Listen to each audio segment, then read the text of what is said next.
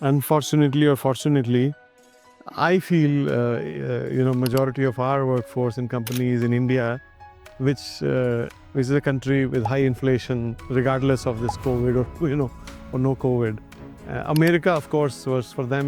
We always had 1% or lower inflation, and this is the first time we face higher inflation, and it is hurting people. And I think all the uncertainty in election results. We are recording this just before the American election. I mean, there's a lot of uncertainty, as we were talking about earlier, that who's going to win, and because there is a lot of frustration because of inflation. I mean, people like me personally don't face that because our needs are minimal and we have comfortable lifestyle. But a common man is facing that every day. Every time they go to grocery store, every time they see the bills. I mean, they are getting impacted. As a company, I think there are a larger or a macrocosm of how an individual lives his life. If your needs are minimal, why I feel I am not. I don't have much impact of inflation because my needs are minimal. I eat little. I don't have lavish holidays. I do travel for other reasons, but I don't have. Every time I travel in business class and all. But when I look at other people spending their money in these lavish holidays, lavish vacations, and other traveling or every day eating outside, I mean, we don't have all that needs. So for us, needs are minimal. Now, same thing, transfer that to the company. If a company is really focused on delivering its purpose or living by its purpose, for which it has been formed, without having lavish offices or lavish get-togethers and all that, I think it will be able to manage things. Then, of course, we are as a company not in the logistics chain. I mean, any kind of supply chain that does not impact us much. But what impacted us was supply of engineers. Supply of good engineers did impact us, because people were asking for unimaginable salaries right after COVID, which of course got balanced out now. But I think number one thing I would say is living true to the purpose for which the company has been formed, without focusing too many things or too many resources on extravagant things that are not needed.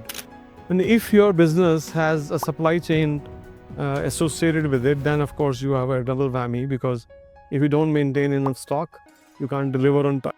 And there are huge lead times still. I mean, I was told the other day, somebody in construction industry, they were saying there's a 6-month lead time on certain type of elevators from China. And I mean, these kind of situations are definitely, unavoidable. So there you will have to manage those very, very carefully. You don't want to end up in oversupply.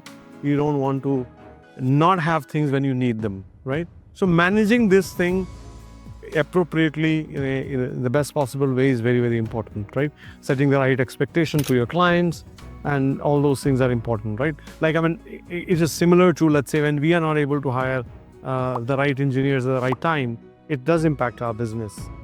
And that situation did happen a couple of years ago. Right after COVID, yes, there's a dearth in kind of good talent in the market. So we all face that. Same thing I would say in supply chain, right? People, they have to manage that well, right? And some people ended up with oversupply of things, and some other places they were undersupply, right?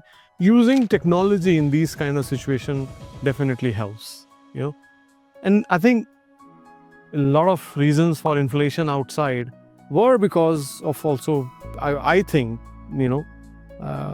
price gouging, because people were seeing this as an opportunity of being able to raise the price without anybody noticing it. I think it happened. I know people say it's a capitalistic society, you charge what people pay for and all that, but I think there are certain things that can be avoided, and large corporations do have a bigger hold. So there I do maintain that. I think, even in our industry we do that. We have some things that we need to deliver, and we find we are the only ones being able to deliver. You increase the price, right? Any capitalist company ends up with. And they do that, but I think people should do it to a certain extent. Like, there's one pharma company in America. They had the only medicine for certain disease, and they were charging 6,000% premium on it. And that was brought to the notice of regulators, and they were put in their place. There is a limit to everything, no? Right? imagine that for that matter, any medicine, you have headache. Somebody can charge you 1,000 rupees for that medicine or for $1,000 and you will pay at that time because you have a headache. But is it right? So I think, to what degree, capitalism is great, but you can't just call everything, it has ethical capitalism, I will call it. You should be ethical in your practices.